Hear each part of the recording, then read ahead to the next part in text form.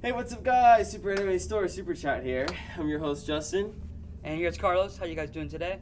Today we have a special guest here in our studio here at Super Anime Store Chat. We have Uber's Cosplay, aka Ben. Nice How to you meet doing you. today? Good, nice to meet you guys. And what do you cosplay? Well, I'm mainly known for things like this, giant robot costumes and things like that. But if you've been to a show in South Florida and you've seen a Gundam, chances are it's probably me. Where is it? So, how did you start in the cosplay area? Well, actually, I was always kind of interested in cosplay ever since I was in high school, but I never really got into it.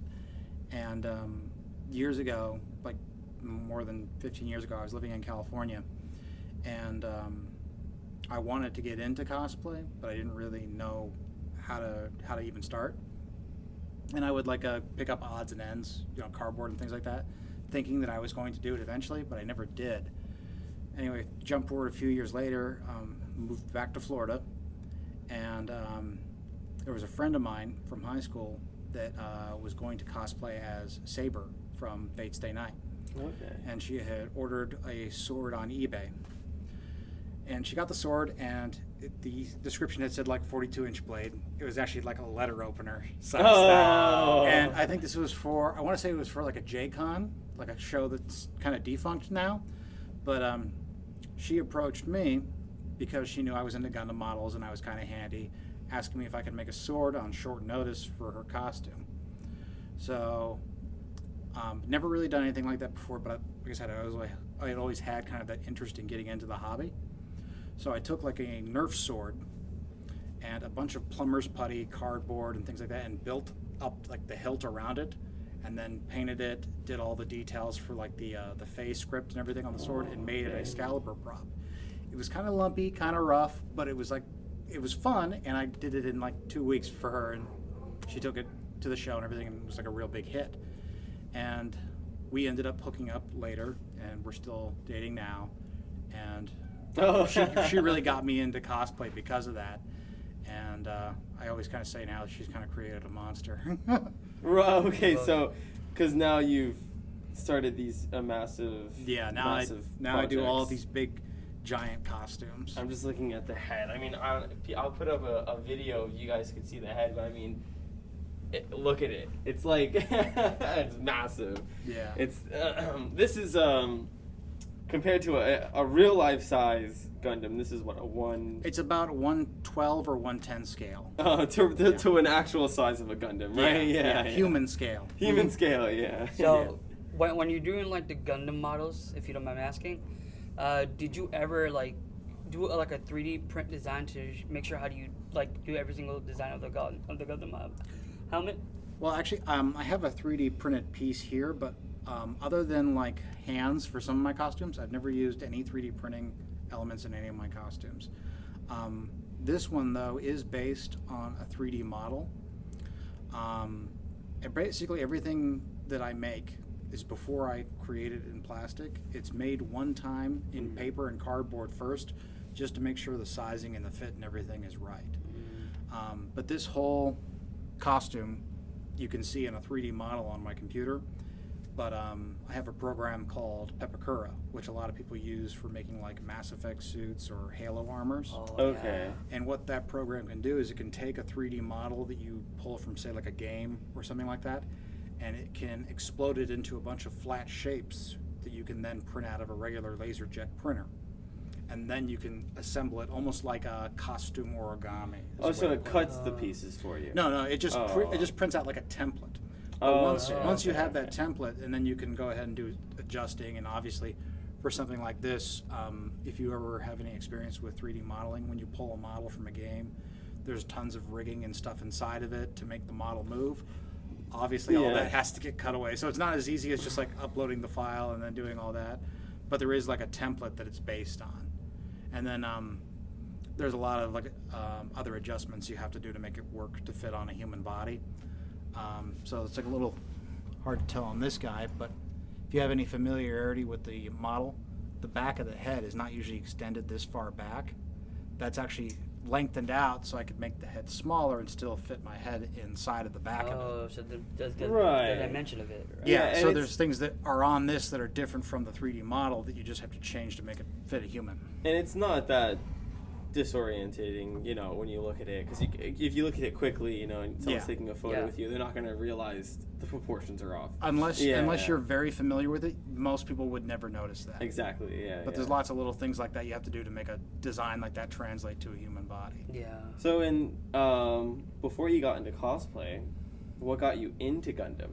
I probably my first experience with Gundam was in high school watching Gundam Wing on Toonami. It was Wing. Definitely that. I was into anime already at that point, and I knew what Gundam was, but I hadn't really seen any of it until I saw Wing, and you know I saw all the shows they put on TV, and then I just would go out and buy the fan subs and the VHS and everything like that. And obviously, VHS is not a thing anymore, but now I have some Wing on VHS. Oh, now it's a Yeah, lot it's easier okay. to get stuff, but now it's like ever since then I just continually have kept up with Gundam. I got into the model kits very, very early, and I still build a lot of the model kits. But yeah, that's how I got into Gundam, was first time on Toonami. I think a lot of American fans probably got into it through Toonami. Toonami, yeah. We talked about that with one of our other guests, Yeah. Eddie. We talked about Toonami. He brought that up. And okay, so you got into Gundam, and then you were like, oh crap, I found these kits at a store Yeah. or online. When you start building the Gundam kits? The first model kit I ever got was actually from an ex-girlfriend. It was, if you're familiar with Wing, it was the old 1144 kits. You used to be able to get them in like Toys R Us for a time. Kmart. Yeah. And they were yeah. anywhere from like $5 to $15, and you get them, and they were if you were lucky, they were molded in 3 colors, and then they had a ton of stickers. And the one I got was even worse than that. It was only 2 colors. It was the VE-8, which was one of the bad guy suits. She got me that kit, and I put together, and from then on, I was just like super into the hobby. They were really fun to work on, even like these little junky ones back then. Nowadays, I build a lot of master grade kits. I do a lot of airbrushing and stuff like that. Probably don't paint kits as much as I used to, because the cosplay takes up a lot of The painting. a lot of the painting and time like that. And painting something like this takes a lot longer than one of the smaller ones. But I'm still very into Gundam models and that stuff. Yeah. Well, what's the longest you ever taken to build a model? For a Gundam. Shit, it took me For a 2 Gundam months. model, most recently I did a custom paint job on a Perfect Grade Unleashed original Gundam. And that one had a color scheme that was all custom. It was based on the G3, Okay. which is like Yeah. gray and purple. Is it the one you just showed me? Before? Yeah, Okay, before yeah, the podcast. But that one did it all up in custom paint, including the inner frame, so all of the metals and everything were all done up in paint. And then it had a decal job on it as well. That one took probably about a month, mainly just because when I did the paint, every color on it, I put 3 shades. So Yeah. there wasn't just one shade of gray, there was 3 different shades of gray for different armor panels, and same thing for the purple and for the yellow and all the other different colors on it. So a lot of layered colors. Yeah. But it's a nice looking piece. It's definitely the best looking thing in my cabinet. And you said that you did that for yourself? That was just for myself, yeah. Oh, okay. Have you ever done any commissions for people? Not for commissions, but I've done like a few gifts for people. Oh, Like okay. if you guys ever go to like Flynn's Arcade, I've been to Flynn's. there's a Never couple been. there's a It's couple terrible. kits in their case that I painted. Okay, Yeah. okay. I should have bought their, I think F91 with the. I'm the one lights. doing all their ordering, so if you're looking for something, let me know. All right, cool. Have you been to Gundam from Japan in Tampa? No, I have not, but I've heard about that one. Yeah. Sick. Isn't there Yeah. one in Sick. Isn't there one in Daytona or? Yeah, that's There's one in Gundam Daytona. Store and More, I think, is that one. But I didn't check that one out. I went to the Tampa one because I heard a review saying that he was like associated with Bandai. That's cool. So like he like went to Japan and like worked there and That's then he cool. came back. So. Oh, there's just one important question. What? Would you ever go to Japan to visit the walking Gundam? Yes, definitely. I definitely want to go. You haven't? No, I haven't gone yet, but I want to go. But the only thing is would they let me take one of these guys there and get pictures in front of it? Yeah. The giant Gundam? I think so. It depends. I think so. I think if you just rolled up in like a van, hell, we'll take you. We'll go because we haven't been. Yeah. If we go, bring all your stuff. Because they'll let you bring it into Japan. There's nothing dangerous about this. It's cosplay. Yeah. There's people that fly in with their cosplay, I'm pretty sure. Oh, yeah. Like World Cosplay Summon, sure. Right. We could stay at a, what's it called? The inn type houses. There's a technical name to it. I should know it. Whatever. It's like a traditional stay type thing. You have to wake up in the morning, or they'll come in and rip the sheets off you because they're going to serve you breakfast. It's part of the Right. I think I remember what it's called. It's called I forgot what it's called. But we can stay there, and then we'll rent a van. We'll put you in the van. We'll drive up, and we'll be like, all right, put it on, and then we'll run up in front of it because the original is on a harbor, where it used to be. I think it's the Unicorn took place. It's at the Gundam front. Yeah. At the Gundam Museum, right? Yeah. So, I think they're building a third one now. They're building one in China, in Hong Kong, I think, which is the Freedom Gundam, which is ironic, considering where they're building it. Listen, you know what's crazy is I think Gundam's been the most realistic anime in my opinion. It depends. Because it varies. I know the little magical. It jumps all over the place. Yeah. Have you guys seen Interstellar? Yeah. Yeah. So when they're in the satellites, Mm-hmm. they took that straight from Gundam. If you Yeah. haven't seen Gundam, they took it straight from Gundam. People living in the huge satellite thing. Yeah. Straight from Gundam. Okay. So Interstellar is all things possible, right? That's possible. The next thing is mechs. Okay. When I saw the video of the Gundam moving, I was like, it's happening. There's the one thing from science fiction that is guaranteed is mobile suits. Yeah, whether it's feasible in war, it doesn't matter. There's going to be some rich crazy guy that just builds a giant robot. Elon Musk is going to build a Tesla Gundam. Why not? He can. Why not? Exactly. Yeah, he'll put atomic energy running Gundam. You know what I mean? It's like 40-foot tall walking nuclear powered battle machine. What could possibly go wrong? Space side Gundam. Would you ever pilot one? See, that's the thing. I've seen enough Gundam to know that it doesn't usually go well, especially for if you're not the main character. So I don't know about that. What was that? I guess it would vastly depend on which era you were in. Would you be okay dying in one?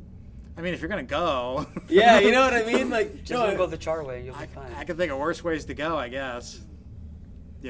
Oh wait. Since we have a space force now, that means we're gonna have Gundams. That's what I'm saying. That's what I'm saying. See, now we're gonna take over planets with Gundam Space Force. If you have a space force, first thing that's gonna happen is someone's gonna drop the ISS onto Earth. Oh yeah. Oh, the char. Yeah. Dropping the dropping the satellite. And then they're gonna hit Sydney. Yeah. So how's it been in the suit, since you started? What has some been, from the ground up, your first suit? How's it been, your experiences in it? It's definitely gotten a lot easier, just because every time, even though I've been doing this for 10 years or more at this point, every one gets a little bit better than the previous one, not just in looks and complexity and all that stuff and how detailed it is, but also just in how easy it is to wear. I don't have the full get-up here, but if I had the full get-up, you can put that on in about 10 minutes. That's awesome. And this suit specifically is designed for traveling overseas. If I have to go overseas for shows. Oh, yeah. With so this is a big piece of the costume, and this would be hard to fit into a suitcase or anything like that. And this is just an example because I have gimmicks like this all over the suit, but this entire thing will split into pieces. Isn't that cool? Yeah, magnets. Cool. So now a piece that was originally very large can fit into a much smaller case. And it's the same thing. So it's magnetized. It's magnetized. And it's all over the costume. There are parts of the knees that pop off. The helmet, just like this, is if you've walked around in a heavy duty costume for a while, a big problem is stopping to get a drink or just talking to people or getting a better view of things. So earlier on, in a lot of my suits, I decided I need a better option for sight. So the face mask on all my modern costumes is magnetic as well. Cool. So that's if I need to get around in a very tight area and I need to be able to see more clearly, I can see. I can get a snack. I can talk to people without the muffled noise and all that stuff. Do you mind if I No, please go Try ahead. that on? Okay, I want to ask you a question. Would you ever put like a voice command in there? Like, I usually try to go out of my way not to talk in the costume. that way it won't get hotter, right? Well, it's not even that, it's just that the Gundams are not sentient. They don't speak. And I usually have speakers in the chest doing like sound effects and stuff of the robot. No. Like if I was going to do like a Transformer costume, Yeah. then I would probably talk and that kind of thing. But it's like I also try not to ruin the illusion. Oh yeah, you know? I know how you feel. And same thing on this. Like there's also little magnetic parts like this. If you're walking around in something that's tall, these get hit on roof and like ceilings all the time. Yeah. So they're rubber and they're magnetic, so they get knocked off. They can just get pop back on. Oh no. Kind of makes it look more realistic in my Yeah. opinion. It Yeah. So there's a lot yeah. of things like that that have changed on my costumes. If you guys are local too, you can see 2 of my costumes at Tate's Comics. They have them up on mannequins above their Gundam Oh, stuff. I seen Those those. are yours. Yeah, the I seen them. Gundam that they have is actually my very first costume. Oh, So if you look at that, you can kind of tell it's like I don't want to knock my old work too much, but it does look rough compared to my newer stuff. And then the Galgaigar next to it, the big black one, is still one of my biggest costumes I ever made. And that one I actually won Best Intermediate at Anime Expo in 2013. Oh wow. I've seen that costume so many times. Yeah. their mannequin needs to like be put together better, but it's like hard to get up there because he's kind of like doing this. But yeah, with all my costumes, it's been like when I design them, I'm shooting for a certain aspect, like the original Gundam. That one I did not because I have like a huge attachment to the original design or it's especially flashy or anything.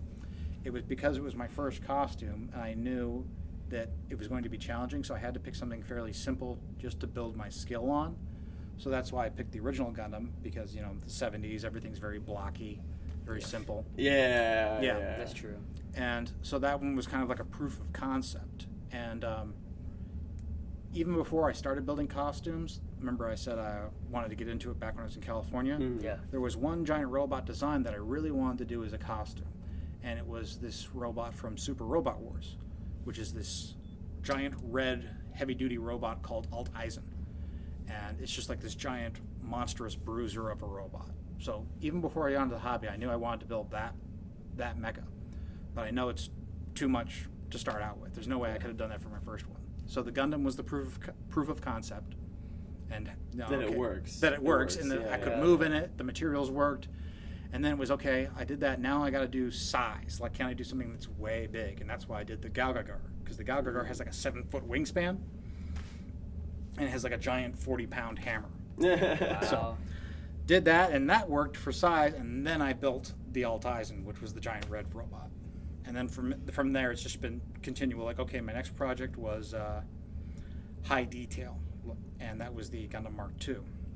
And I think you said before the show you actually saw that at the Murakami. Yeah, I took a photo with you. Yeah, I'm gonna try to find it in time before Yeah. we post this. Yeah. Yeah. That one's smaller than the Alt Eisen, but it had a lot more lights in it, and it had lots of like Gundam style like model decals all over it to make it look more like the toys. And then from then on, it's just been like each costume picking something else to focus on, like expanding on that and trying to work in things I've learned in the past.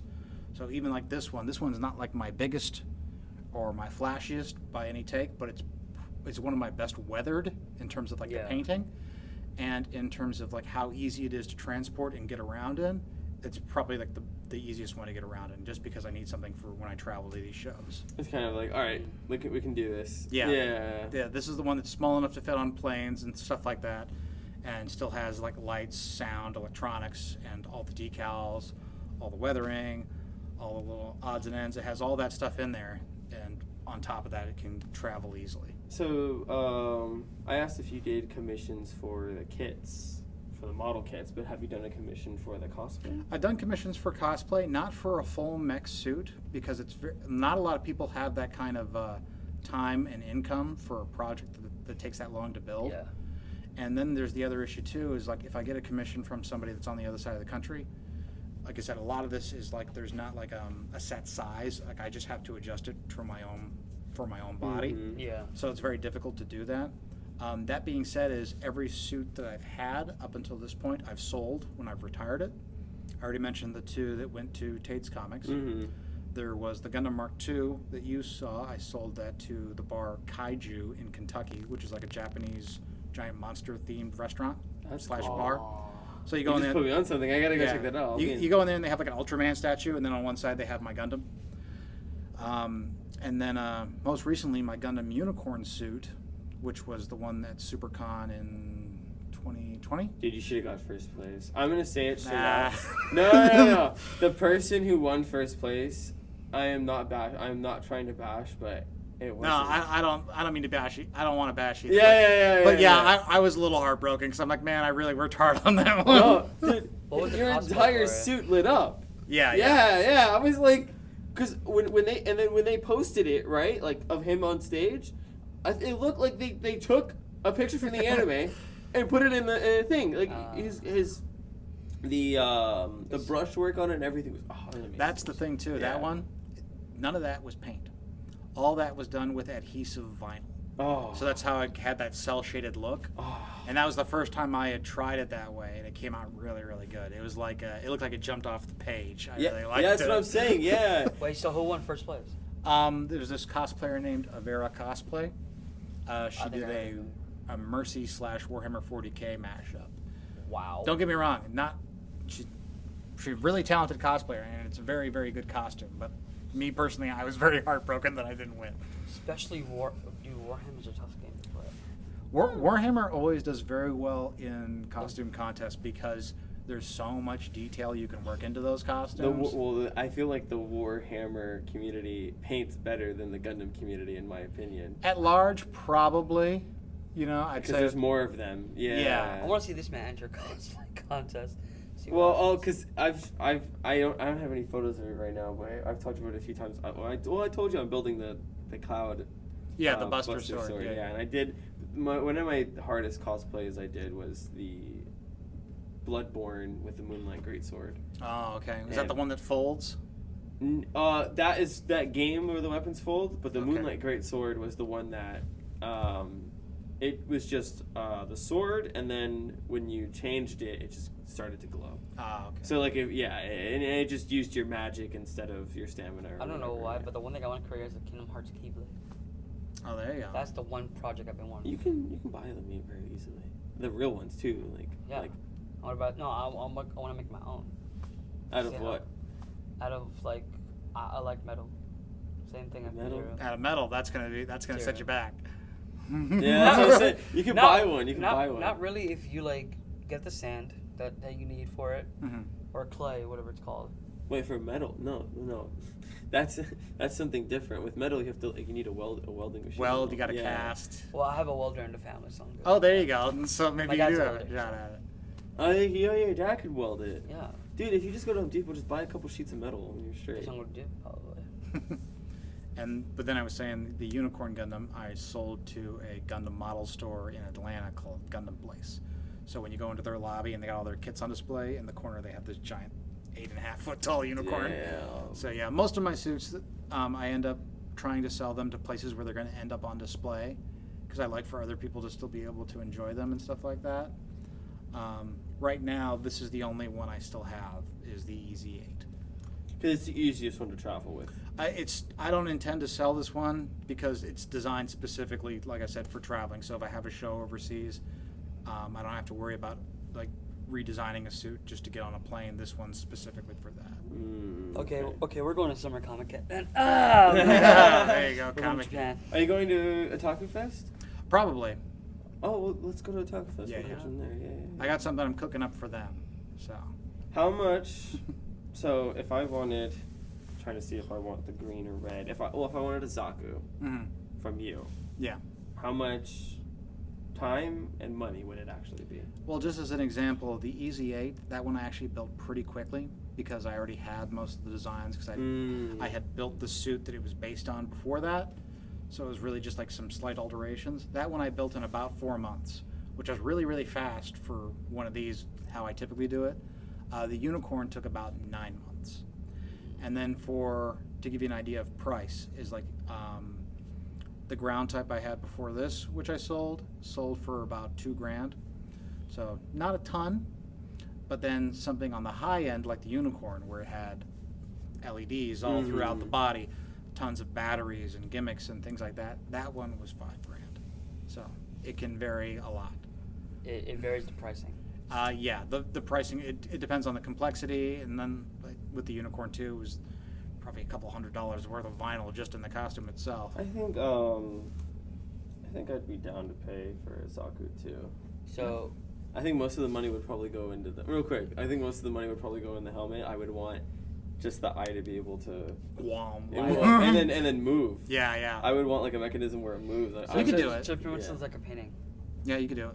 The easiest way to do it would be you'd have the one light here, and then you'd have two more lights to either side, and you just have the microcontroller control what eye is lighting up to make it look like it's going from side to side. And then you don't have to work, then there's no motor or anything like that. It's just a matter of controlling how the light moves across. Okay. I haven't even done it, I'm already thinking about it. Yeah, see, because I think definitely a Char would be sick. Char Zaku, yeah. You think you could make an axe for Keith?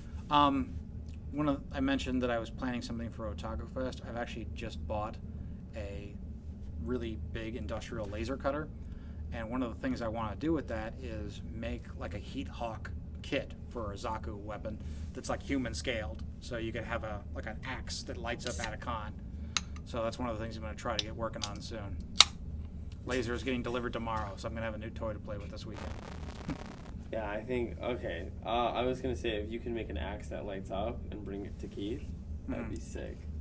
But I think he'd like to keep that. Oh, right. And you said he's going to be here in October, right? Yeah. October. We're not trying to give too much information. Yeah, we're not supposed trying to to. announce Okay, it. okay. Yeah. Once we say that we can announce it, then we'll announce it. All right. Yeah. All they know is Keith and Zaku. Yeah. Some of the people from the last meet and greet already know, like, only part of it. Yeah, if you guys came to the meet and greet, which we hyped up, was with Jeremy Lee, and you guys would have known. But yeah. So yeah, hit me up. have you because I've had this conversation with people before, and we have you on here as a cosplayer. Yeah. Has cosplaying like affected you negatively, mentally, physically, positively? Like any sort of, has it helped change your life? And I mean, there are ups and downs to everything. Is like one of the things I really like about it is it got me really close with my girlfriend. You know, we probably wouldn't be together if it weren't for cosplay. And you know, that's how, like, I knew her and everything like that, but how we eventually hooked up was through cosplay. So that's definitely a positive. It's definitely good as a hobby for ways to challenge yourself, because even now with like access to all the online guides and everything, there weren't wasn't really a thing when I started, but even now is a lot of this stuff. There's like, it's just like pictures and stuff like that, and it's just like, okay, make it, and you're just kind of like, you know, okay, I got to pull a little bit of painting skill, a little bit of sewing skill, a little bit of electronic skill. Yeah. And you're mixing all this different stuff that normally might not intersect, and you're making something really interesting out of it that a lot of people, especially if you're into the hobby, like striking while the iron's hot, that someone's never done before. Oh, yeah. You know what I mean? And that's really cool. There are negative aspects to it too. It's like mainly like all the stuff with social media is a total disaster. I try to stay away from it. Cosplay, when it comes to like the online stuff, is not all. It's not as like friendly as everyone makes it out to be. Like there's lots of bad things about it. Yeah. And me personally is like, I don't really get like hang out with a lot of other cosplayers. There are a couple, but that's pretty much it. It's like I kind of just tend to work on my own stuff. It's like when I build something, I'm not building it for acclaim or to like with like even if I'm going to compete at a contest, I don't build a suit thinking, oh, I'm going to enter it into this contest. I just build it because it's something I want to do, and then if it happens to coincide with a contest that I'm interested in, you know, all the better. But it's not the kind of thing I shoot for. It's really just, you know, what I like and what I want to build and what I think will challenge me. That's awesome. Yeah. And go ahead. As we were talking about last time with two of the cosplayers that we knew, Enrique and Tiffany. And Tiffany. Yeah. What do you value in privacy when you're like taking photos and stuff? When they ask you to take photos, Because we talked about this before on the other podcast. Oh, you talked about like groping and things Yeah. like that. Yeah. I probably haven't had as much experience with that as they might have had, but you do get people that get handsy with your stuff. It doesn't like bother me on a physical level, but you don't want people like getting like your stuff broken and things like Well, that. no, just like you told me, this gun right here is fragile. You're right. Yeah. Well, like there's certain things, especially because in my stuff, it's like I'm kind of at the mercy of the crowds in a lot of ways. Yeah. So I've kind of had to adjust the way I build things, knowing like certain things the crowd's going to do that I can't control. Yeah. It's like, so this shield, this is all foam. I don't like working in foam. I prefer to work in plastic. This is foam because if you're walking around a con with any kind of shield, like if you're Captain America, if you're anything, people's instinct is to smack it. And I had a couple plastic shields and it would get cracked and things like that. And I'm just like, I can't get people to stop. So I'm just going to build my stuff By the in way, rubber. the design is beautiful, by the way. Yeah, I like it. I'm sorry. But you- just like, I can't get people. You can't get people to stop, and you never will. So it's better just to adjust how. At the end of the day, the only thing you can control is how you do things. Yeah. So it's better to adjust how you do things than to try and get the entire world to work around you. And my first costume, the Gundam, I was at SuperCon in 2012. I stepped out of the elevator, and within 2 seconds, someone stepped on the foot and crunched it flat. Okay? So from then on, I was like, okay, I can't stop people from stepping on my toes. It's just going to happen when you have a foot that big. Yeah. So I started filling the feet with expanding foam. So now every time I go to a show, someone steps on the foot, but it's solid. You can't crunch it anymore. So rather than telling people constantly watch out for your feet, I adjust what I am able to do. And same thing with like being able to see is like people, you can't like people stand right in front of you and you can't see beyond your chest. So instead of, Who's more your work, handler? my girlfriend. Your girlfriend, yeah. I wanted to ask. She doesn't get nearly enough credit, but she's usually doing crowd control, straps me into the thing, does a lot of my photo editing and all that stuff. But like everything you can do to just like make it easier for you, do as much as you can. And when you talk like about privacy and things, like early on I didn't want anyone to know what I looked like. Yeah. Because there was a certain amount of anonymity in having every costume I'd ever done was like I had my face covered. And so it was like one year I was at SuperCon and I was in the big red suit and I actually had a sign, that said like I'm on break, don't take photos. And there are pictures of me holding this sign in front of my head and online. I'm like, because I didn't want pictures of my face floating around. And I was like, you're in the suit, you're sweating, you're like probably in agony by like the 8th hour. Yeah. You don't want those pictures floating around, Yeah. but it just happens. So it's things you have to like learn to live with. I know it's weird. When I went to SuperCon and then Otaku Fest within like the same like conning year basically. At SuperCon, people were still like doing that type of stuff, even though there were signs that were like cosplays and consent. It's very touristy, being in Miami. You know what I mean? And then at Otaku Fest, though, for whatever reason, the community there was stronger. They just knew to ask everyone. Yeah. Like everyone knew, like, oh, ask. It was. So I think at the SuperCon, it brings in people who aren't normal con goers. Yeah. I think that's what I've kind of like come to about this. Yeah. I've never had like an especially bad like run-in with a cosplayer or anything like that. I mean, there's been some drama and stuff like that, but like in general, it's like any problem I had at a show was usually someone that was like a tourist or didn't know what they were able to do, or it was just some guy that probably had a couple too many drinks. Stop serving alcohol. Avoid dead pools, just as a rule. What happened with Deadpool? They're chaotic factors, and especially because they're all gonna look alike in the mask. You never know is like how many sheets to the wind the guy may or may not be, and avoid anyone in like one of those full dinosaur suits. Yeah. Any kind of like mascot thing that you could buy cheaply. Yeah. Because it's usually just somebody looking for an easy way to cause trouble that they can get out of something in a hurry. I had like a Gumby one year power slide. I was in my Wing Zero, I think. And that's like, the Wing Zero is like 9 feet tall. I'm on 15-inch stilts. And he like power slid between my legs. And I'm basically holding myself up with canes. I'm like, dude, if I fall, you're going to die. and if you don't, I'm probably, if I can get out of this stuff in time and catch you, I will hurt you. But yeah, always chaotic elements like that just avoid when you're in a big suit. Yeah, please give us a photo so people can see like of all your suits that you've made. Oh yeah, I'll give it to you guys after the fact. But I've done like almost like I think it's like 10 at this point, something like that between me and my girlfriend, because I've done a few for her too. I gotta give you respect on what your craft is, because it takes a lot of time to pull it for Gundam stuff and all that. Yeah. What I really like about them too is if you see the photos in like my studio ones, if you don't know what you're looking at first, it's easy to confuse it for one of the toys or model kits, and that's what I really like. Is like if at first glance you don't like see like my armpit or like my neck, you can't tell that there's a person inside of it. Oh, that's funny. Yeah. That was one of the things I said that's like realistic about your suits. Yeah. You can't see like the black. Slick. I try hard to make it look as much like the toys and the model kits as possible. So in your Gundam outfits, have you like thought about wearing that? What was that? The color suits? Oh, Zentai suits. Yeah, the Zentai suits. Yeah, I'm always wearing one of those underneath, and it's always like blackout lycra. And the idea is I've seen some people that do like giant robot stuff, and they have like a printed one that has like wires and joints and things on it. Yeah.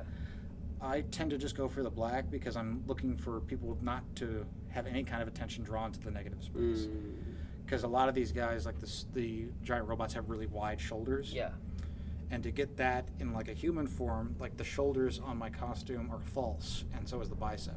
My arm is actually much further in, and it's just kind of floating out here. Yeah. So I don't want anyone to look at my arm. So having that blacked out helps it not stand out in photos, and people's eyes aren't drawn to it. Yeah, that way you won't see any, like, if you're in, like, cosplay, they won't see, like, what's inside of it. You can see just what's outside. And on this guy, too, there's pieces of a cotton cloth in areas, like, where I have to move like this to where the cloth will then move, but then when I move back, it comes back so you can't see inside the chest. So pretty much like a perfect form. Yeah, because I don't want anyone to see, like, the innards. Like I said, I want to keep the illusion. Yeah, I've just been learning here this whole time, because I remember when I was like, the reason I even did Bloodborne as cosplay is I didn't want to build the armor. I didn't want to fuck around with. I was gonna do Dark Souls and Destiny. And I was Bloodborne's a lot more like leather and stuff like that, right? Which I'm really good with fabrics and stuff like that, and I love like clothing items and manipulating it. So that was easy for me. I was able to make a really good Bloodborne cosplayer. I just thankfully my friend who came was my handler, and he carried both my backpacks and my sword when I was too tired. So I'm carrying this huge plastic, see-through plastic sword. I had to get plastic sheets and cut the plastic and then fold it and then make sure the glued adhesive correctly and then make it try to look sharp at the end, and then make sure all the lights inside are working, the paint job on it. It was a cool sword, and it was like the first time me making an actual like sword like that, but it was too what is it? It was just, it looked too homemade, like macaroni art project made. So well, you always got to start somewhere. Like when I look back at some of my old stuff, sometimes it's like, ooh, that was kind of rough. But like it doesn't. What I usually tell other cosplayers is like when they're, oh, how do I get into this? And it's like you can't be worried about how it's necessarily going to look or anything like that, because all the guides and all the YouTube tutorials and everything aren't worth a damn, because what you really need is just to build experience. Because all those guides, everything, they're not a replacement for actually feeling how materials work and how to interact in your hands. It's not a replacement for building muscle memory. And you just have to accept the fact that the first few projects you do are going to be rough. Yeah. But it's to build up experience. Like when I got into it, like I wanted to build that big red one first, but I knew I wasn't at that point. I had to build up to that level. So the first two were just like stepping stones to that. Right, so and like now when I'm doing my sword, and I actually plan, not this week but next week, to go, because it's at my grandmother's house. I use her garage. Right. Yeah, all the power tools. Yeah, just cleaning up is much easier when you have a garage. And it's not inside of an apartment. Definitely. So that's true. just from the sword and that, it's like just knowing to have the patience to take your time to etch everything out, to cut everything correctly, to measure it 3 times, measure it 5 times before you cut once, you know. Exactly. Right, yeah, making sure it's like pinpoint perfect, you know. So right. And even if it's something you're not like 100% satisfied you're done, you can always take what you learned and do a better version later.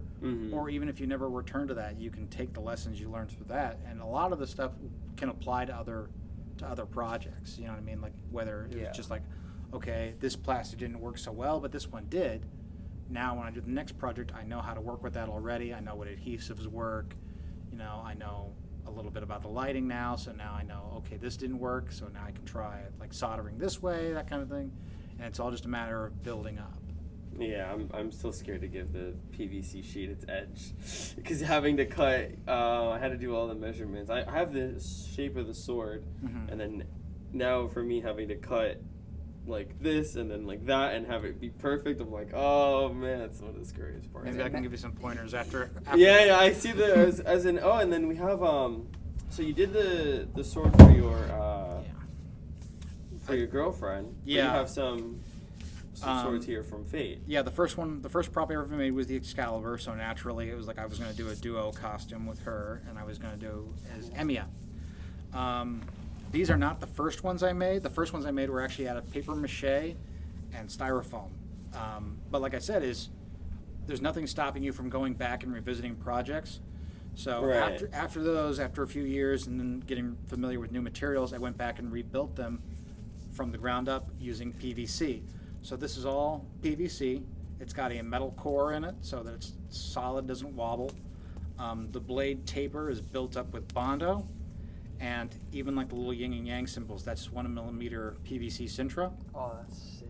Yeah, and the handle is actually sheep leather. But yeah, this is all just PVC, So, very lightweight. No real animals were harmed in the making of these weapons. I So- don't think the sheep's still around. So for this one to make the design like this, black and red, Yeah. did you have to use like tape in order like to cut it out?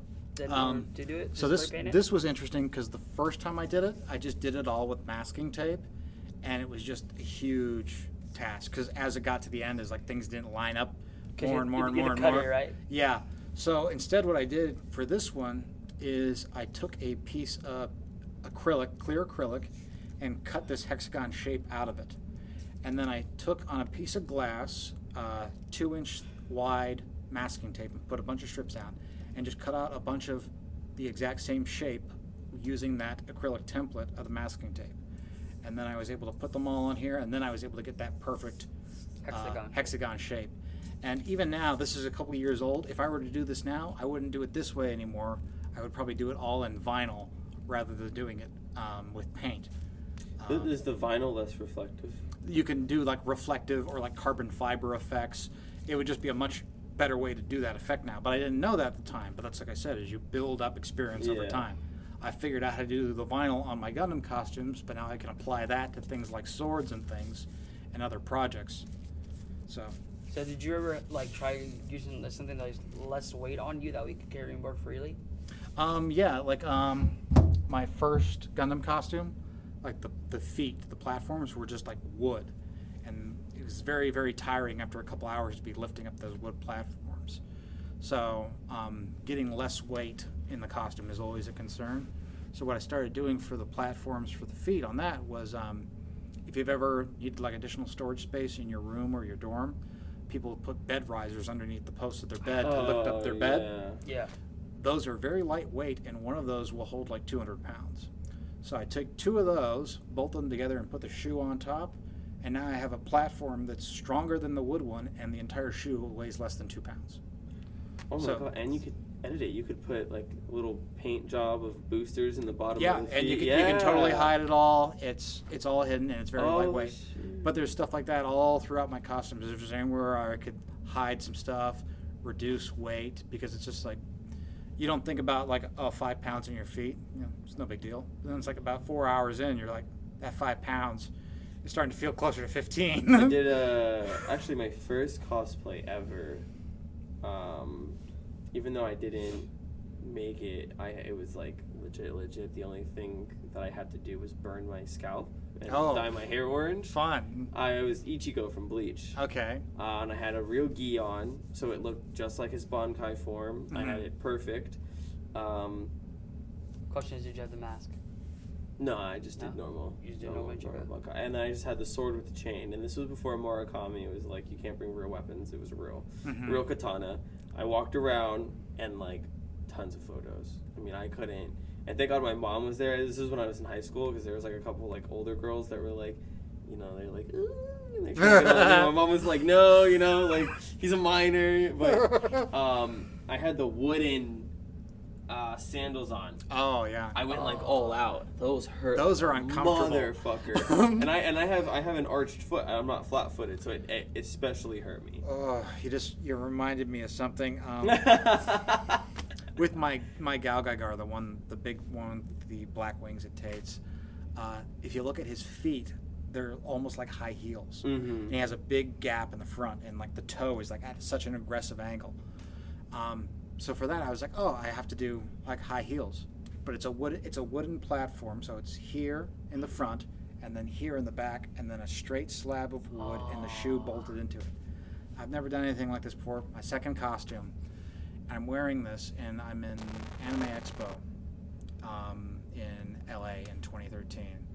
And I've been in the suit for probably 4 hours. The entire weight of this giant 60-pound costume is on my back, and then that's on my foot, and it's all pushing into my big toe. Because I didn't like put the toe flat and then the foot arch up. I just put straight foot. Slanting. And so I'm on stage, if you watch the video, and I'm like, swinging the hammer around. At that point, both my big toenails have popped off like soda can tabs, and my socks are completely filled with blood. It's awful. Oh my god. Are you okay still then? No, they're fine now, but if you ever lose your big toenail, it takes like a year to grow back. Did you have to wear sandals? Yeah, it was not pleasant. Did you wear bandages the whole entire time when you like lifted up everything off? It was bad. It was unpleasant. But the things we do for cosplay. The things we do for cosplay. I have newfound respect for any woman that wears high heels. I don't think I would ever want to do that again. I actually wore high heels before. Not pleasant. Well, I do like a couple tech wear outfits. I don't know if you know what tech wear is. No. It's sort of like a futuristic sci-fi, all-terrain weather, but you wear it in the city. Okay. So it's supposed to be kind of like cyberpunk type of stuff? Cyberpunk, but like laid back a little bit. It has its own style. Okay. You'll find a bunch of fake stuff of it online. You have to like scour the internet to find the real companies that make it and sell it. But I have a pair of tech wear boots, and like online they were like unisex. I was like, okay. I just got the right size. Make sure I got the right size. I got them. They're heels. So I had to learn how to walk in heels because they're part of they're boots. They look like, you know, like war boots, all black and cool. Yeah. But I had to learn you don't walk normally like this. You have to like this. Yeah. Yeah. Oh my god. Did it ever hurt when you're going up the stairs? No, because once you learn how to walk in it, like I'm pretty sure if you made it more comfortable, and you found a way, there's a way to walk in it. It doesn't hurt. So pretty much it's like platform shoes, or no? No, they're heels. Well, they're platformed because they're supposed to be like tech wear boots, but they have like a little bit of a rise in it. So I was like, oh shit, but. I perfected the art of the Godzilla walk. Oh, yeah. Yeah. The flat foot walk. Okay, so you know what I'm right. So Yeah. You had to walk in stilts? I've done a costume with stilts one time. And that was the Wing Zero because that design has like such long legs. To make it look good in human scale, you really have to have the additional height. And that one was 15-inch stilts. And definitely need some practice in those before you use them. And I got pretty confident walking in them, but the Wing Zero has these giant angel wings off its back. And if you like a breeze catches you, like there's nothing you can do. There's nothing you can do to stay up. It's going to take you. So fall over. The Wing Zero has like these two huge rifles, like one in each hand. So what I did is I have the rifle, and it's like a PVC pipe through the middle of it, through the entire thing. The butt of it actually had a strap that would go around my wrist that you can't see, and the core is actually going through the handle. So I basically had like two canes attached to my forearms that So if I felt like I was going to fall, I could kind of catch myself with these and right myself. And there's a couple of videos online where like I'm walking across the stage and I stop, and you can, if you watch closely, you can see I kind of like right myself with the rifles just to make sure I'm stable. Yeah. You know, so there's like little things you can do like that. Dude, you're awesome. I'm sorry that I thought so. Like when you first told the story about the guy sliding through your legs in that cosplay. That's why I was so worried Right. about it, because I'm just like, it's not just a matter of, you know, oh, you're gonna ruin my stuff. It's like, no, dude, if I fall on you, it's like I'm this tall. Yeah, I'm going to yeah. kill you. You know. It's heavy. It's Yeah. all this other stuff. It's- But it's cool that you hit it in the guns. That's And that's it's pretty cool. if you're looking at it, you cannot see the straps. There's no way to tell that that's what they're there for. But it's not. It was actually dual purpose, because it was, one, to help me hold myself, and two, the rifles are like 6 feet long. So Wow. even though they're very lightweight, if you're trying to hold something that's that long up in front of you, the leverage is working How against you. did you get into the convention? Everything like all comes apart. Like on the Wing Zero, there's the giant angel wings. Yeah. Because I might not be able to fit through a doorway. If you looked at the back, there was like a metal pin. You would pull a pin, and then anyone could just come up and take the entire wing off. And then, in this case, it was my girlfriend. You could just put the wing back, put the metal pin back in, and then it's secure. Oh, so it's like an eject mechanism. Then. Yeah, it's just a metal pin, so the parts that need to come off in a hurry to get through a doorway can come off, and you can quickly reattach them. So then you would also get off your stilts though. No, the stilts, like the stilts was like the stilt was actually attached to the foot, like it was one piece, the stilt and the foot. I'd put that on and everything else, and then the leg, like the shin, was actually like a rubber piece that wrapped around and then went from the back. Because the stilt is not just attached to your foot, there's actually a bar that comes up and attaches here to your leg. Oh, like a brace. Yeah, like a brace to secure it. And I couldn't put that on like with a solid armor piece. So it was like a wrap foam rubber piece for the lower leg to go around that support. So you couldn't take it off everywhere you. So did you have to duck when you went through like a doorway? Yeah, you could duck and get through doorways. Like Yeah. I could get into elevators and everything, but it was just like you know, not every place is going to have the same size doorways. Not everywhere is going to have like you know, an elevator. So you need options to be able to pop things off. You know, on this costume, like even this one, it has like some shoulder parts that are kind of tall for like when he's wearing the backpack, and those are just like magnetic. And it's like I've never had to take them off to get through a doorway, but if I do, it's good to know they're there. It's I'm just kind of remembering now. It's crazy to see the face underneath the mask, because when I took a photo with you years back, I always tell people I'm like sick cosplay. I love what you're doing, and you didn't say anything. Now that I remember, you were just like, Yeah, you're I like, was in character. Yeah. And it's okay. So we talked about we didn't talk about it with 3D Mo and 3D Senpai, but about getting into character. We talked about it with Enrique and Tiffany. About getting into character. So, getting into character in a mobile suit, what is that? What do you feel like? Well, it's like one of the things I like to do is why I liked having it so like I don't want to break the illusion is because I like when people, especially like younger kids, come up and they think it's like a statue. They don't understand that there's a person in there, and then when you start moving, they think you're a real machine. So it's, I did like an event at the Broward Mall recently, and there's a bunch of kids, you know, and you're just kind of standing there, and then like a kid comes by, and then you're just immediately like, you know, on him, and they're just like, oh my god, that kind of freaks them out. But for like getting into character, like most of the mobile suits, even in shows like Gundam Wing, where there's a lot more going on with the individual suits, they're really just treated like tanks or cars or like fighter jets. They're not like characters per se. I know, yeah. I wanted to know yeah. But there's certain like motions and things like that. Like when you walk, I try never to do like the waddle. Oh, yeah. You always try to do big, confident steps, and you try to actually, you know, motion. Hit the mechanics. You try to get the motion, and it's like when I stop, I try to do like the RoboCop thing. You know, you don't like just go like this. You go like you always do it. You know, like a stop, like you're actually hitting like the end of like a certain like a range of motion for a joint. Oh, okay. But I always try to do stuff like that. Like I said, I try not to talk when I'm in the costume. And then for some of them, I don't usually use it, but I do have motion controlled sound. Oh, wow. So like when I walk, it'll actually make like the servo noise and things like that. Or I'll usually have like theme music playing from the show.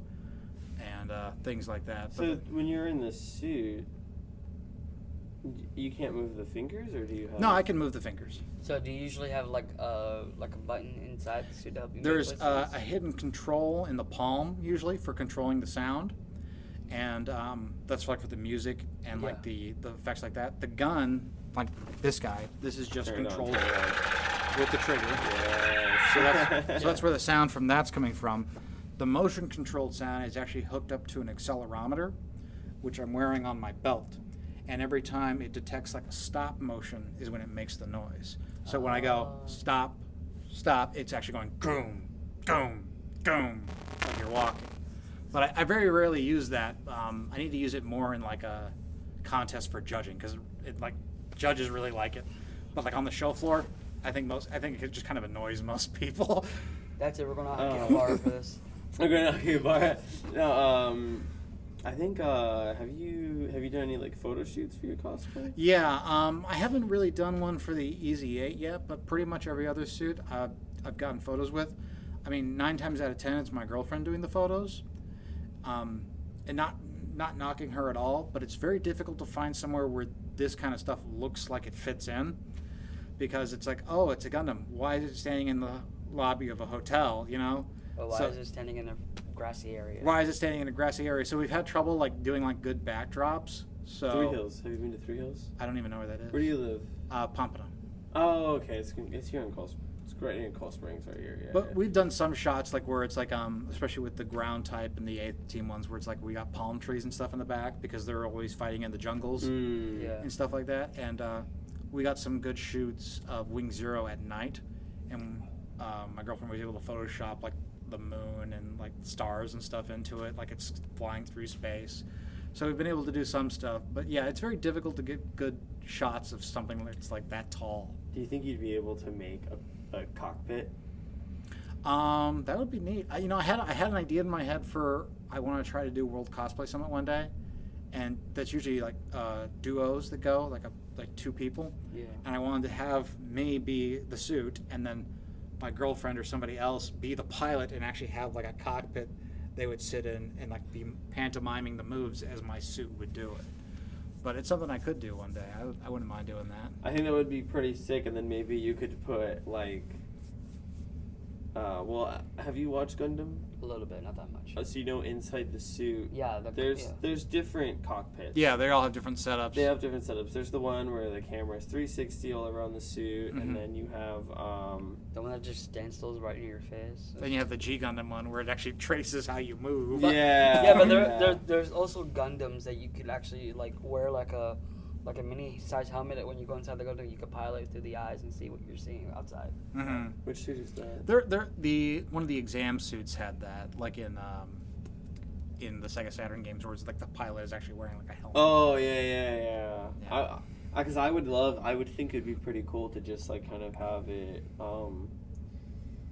Honestly, Like a simulator cockpit? I would just pay. It would literally just be like a chair. Let's go fight a Gundam. Yeah, I would There's- just to make like a cool suit to sit in, and then maybe like have like a projector, or would it LED? Like an AR session or like a VR session. It's not Gundam, but check out some photos from Anime Expo. There's a guy that made a 1/1 scale entry plug from Evangelion, so you're actually sitting in the Evangelion cockpit, you know. But there are people that do stuff like that, and yeah, I think stuff like that's pretty cool. I have like kind of like a poor man's simulator chair I made at home for Ace Combat, where it's got like, you know, the chair, it's got the throttle and the stick and everything like that. My cousin he's obsessed with Ace Combat. Ace Combat's fun. So it's like one of the best like Ace games you could pilot.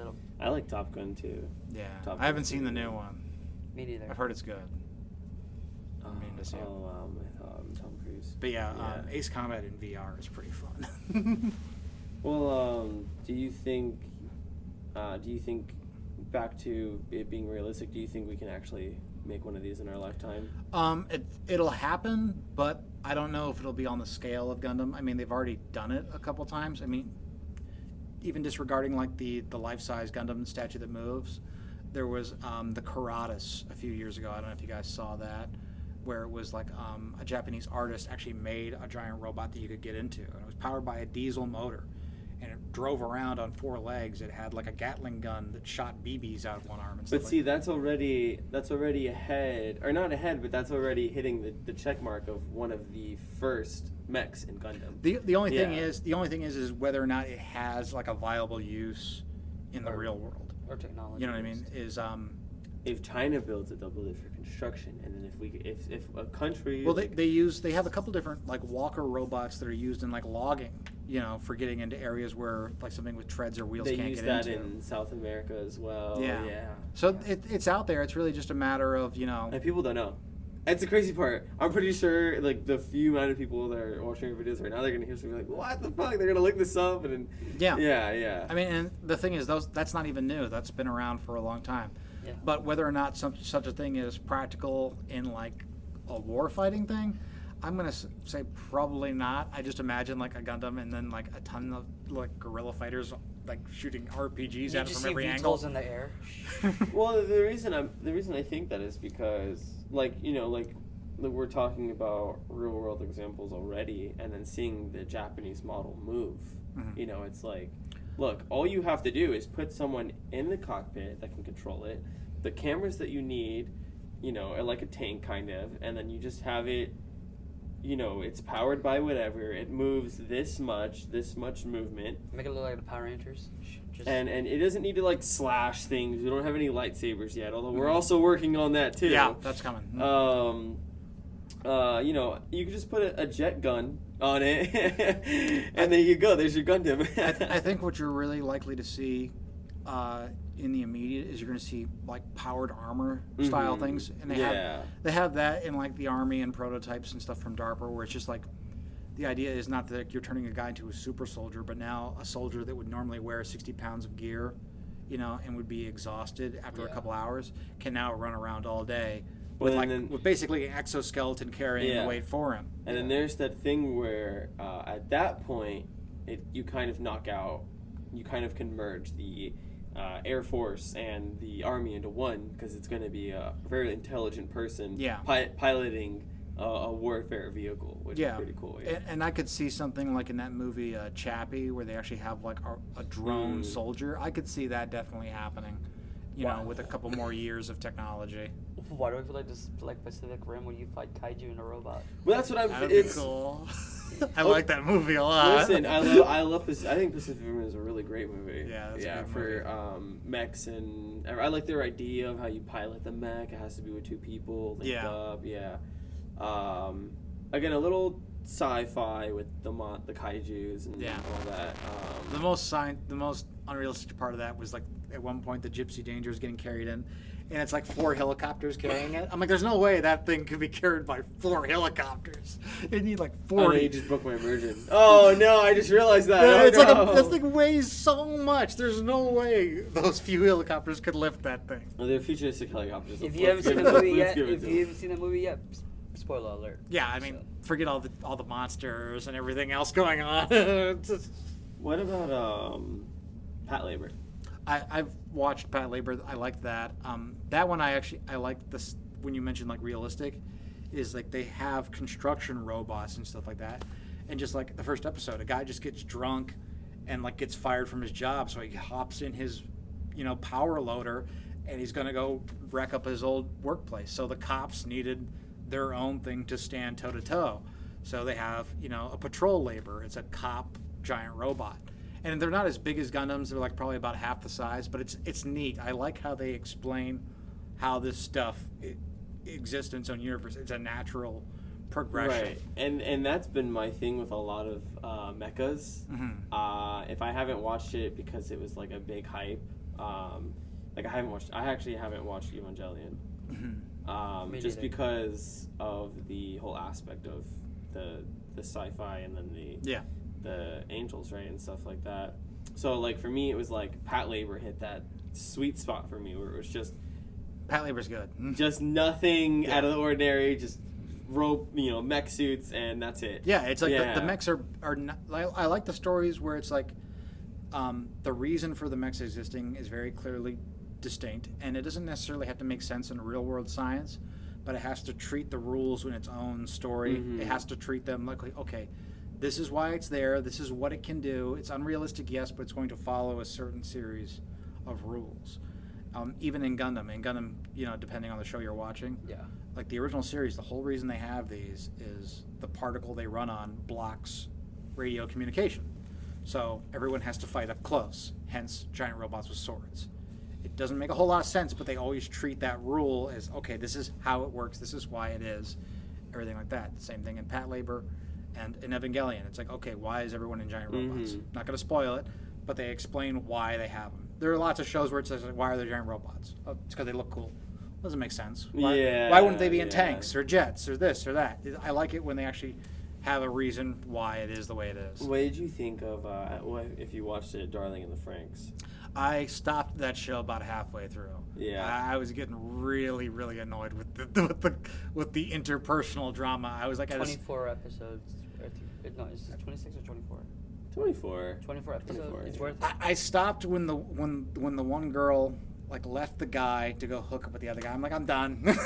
I'm like, I can't get in the. I can't. The guy's name is Mitsuri. The guy is Kokoro. Yeah. No, the girl's Kokoro. Yeah.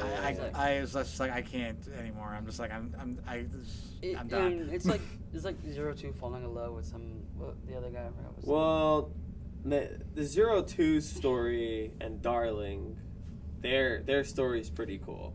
I actually like their story a lot. That show's had more longevity just because of people selling stickers online than the actual show No, itself. Yeah. No, every single Like, there's so time- many people selling slaps and like car wraps of 02 that have never even seen the show. I'm like, what? People just like the way that character looks, I think. Yeah. I have to say, the first, I think, like, show I ever watched in the United States that has to do, like, with robots and humans combined together, RoboCop. So that's, like, one of the first movies I've ever seen. Well, It's a mechanized human. But RoboCop is one of those ones where I say it treats it like with some rules. Like there's things he can do, things he cannot. Yeah. Why does he move so slow? Because it wouldn't be able to move fast. You know, they treat it with, you know, some actual, like, some grounded science to it. Even though it is ridiculous, the idea of a cop owning a corporation owning this cop's corpse and putting him into a robot station. It's ridiculous, but it's treated in universe seriously. True. But yeah, Darling in the Franxx, I like the art design of the show. That was Trigger, I think, that animated that one, right? same one I did Kill la Kill. Yeah, that's Trigger. Yeah. I like all the designs. I don't mind like the really flowing organic style mechs. I think they still look cool. But the show itself is like, after a certain point, it's like the story itself, I couldn't get into it anymore. I just had enough. I was like, I'm checking out.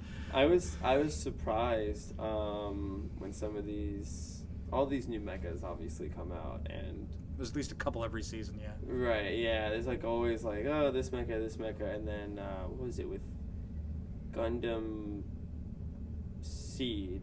They started to really hit that niche That sweet art. spot.